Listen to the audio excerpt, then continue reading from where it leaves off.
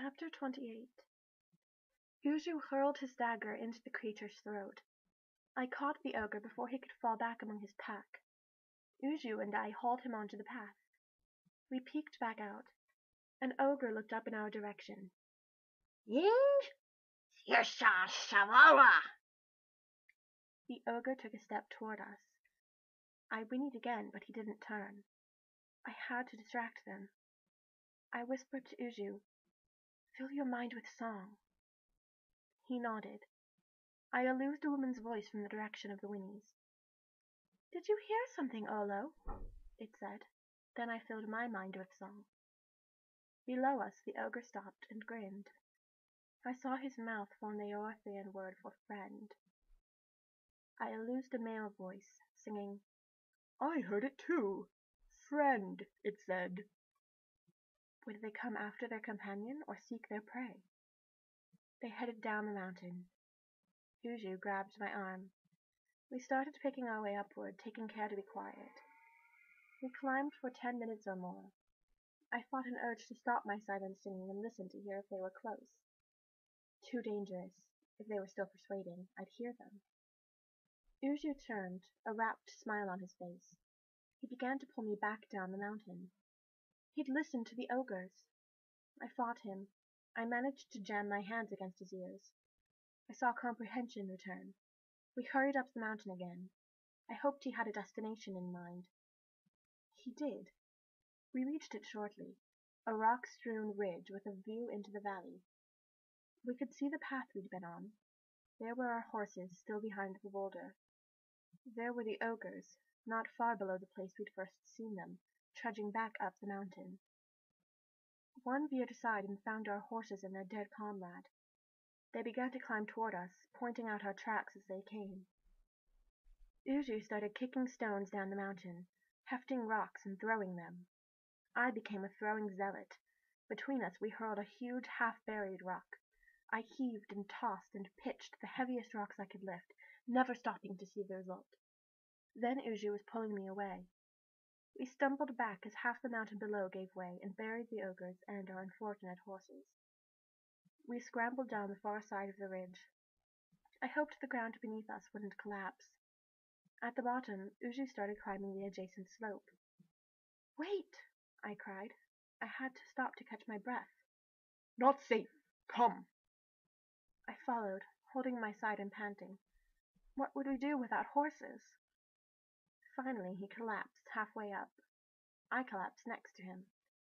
After he stopped panting, he said, "You saved us both." "You saved us both." "Queen Ivy told me to kill you."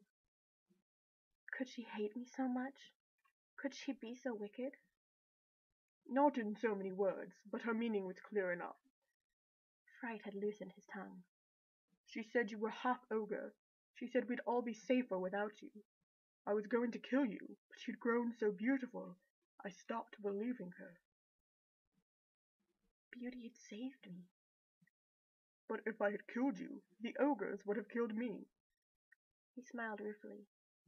"If I was dead, she wouldn't be able to knight me." She'd promised to elevate him, just as she'd elevated me. "I'll tell everyone I found you dead, but I'll tell her I killed you. I want a scrap of your gown to prove you're dead. She'll knight me yet." Of course. I tore a bit from the hem. My beautiful new gown was creased and filthy. "I'll bloody it up somehow." "Are you going to leave me here?" If he was, he might as well kill me. I'd be dead soon enough, with no food and no idea where water might be. "No, milady, I won't abandon you." He shrugged. "We'll be there before we die of hunger or thirst." "Beware." "Gnome caverns. The gnomes may take you in. If they do, you'll be safe, if you can stay down there." Sam's prediction was coming true. Uju found a cave for us to rest in. I was exhausted, but I couldn't sleep. The sun was still high and hot when he said we should leave. "Anyone can see us." I had never felt more visible, not even when I was ugly and 20 people were staring at me. He shrugged.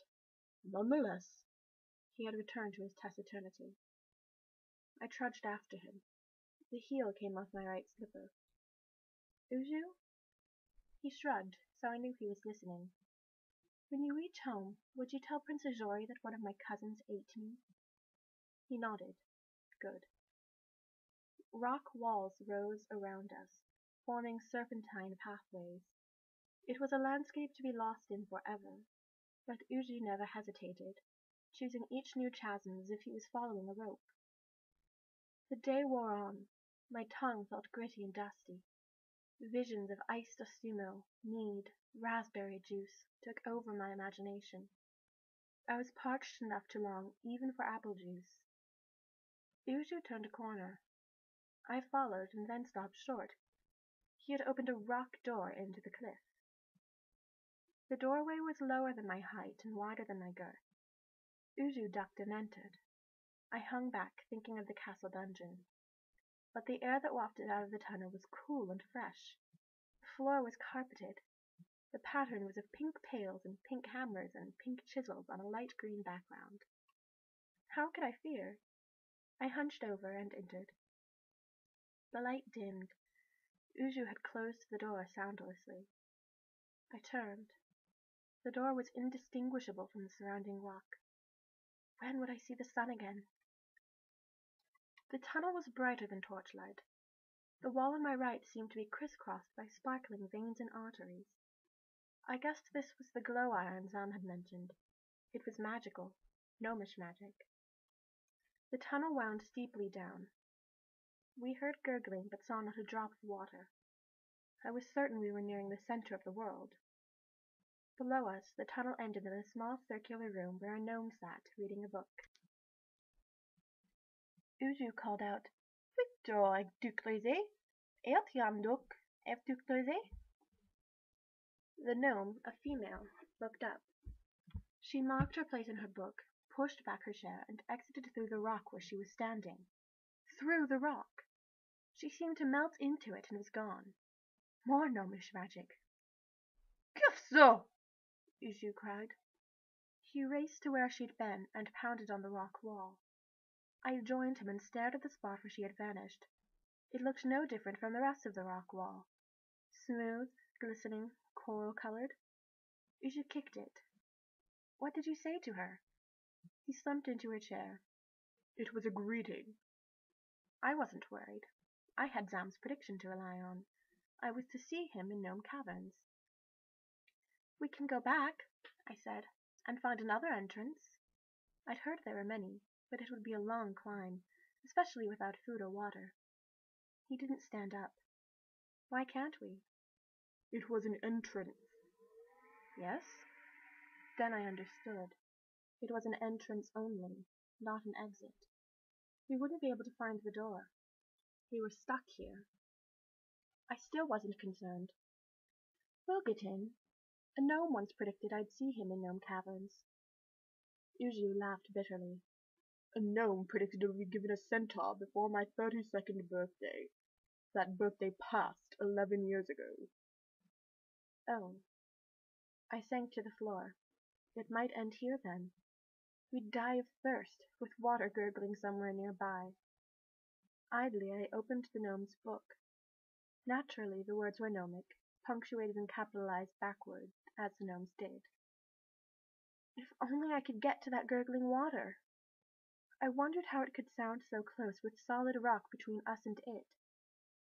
The rock must capture the sound somehow. The rock was solid. Uju had pounded on it and kicked it. But she'd passed through. Perhaps... Uju, stand up! He stood slowly. Step aside! He did. I went to the wall and touched it lightly. It felt soft as gossamer. My finger went into it as if it were fog. I smacked the wall. Solid rock. I approached it gently again, and my hand went right through. I turned to him. "We can go through."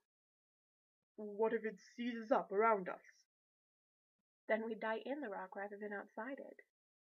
The secret seems to be to move smoothly.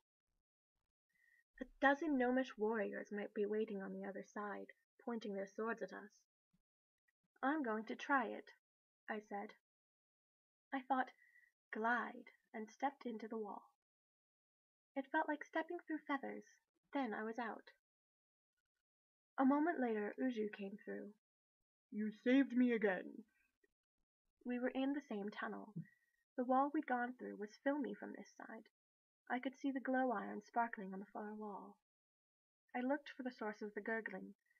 There it was, just past the edge of the carpeting was a trough through which water streamed.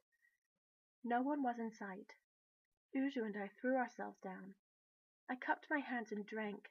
I heard Uju slurping next to me. The water tasted pure and sweet. I thought I'd never get enough. Maid Aza? Maid Aza? You came through our curtain.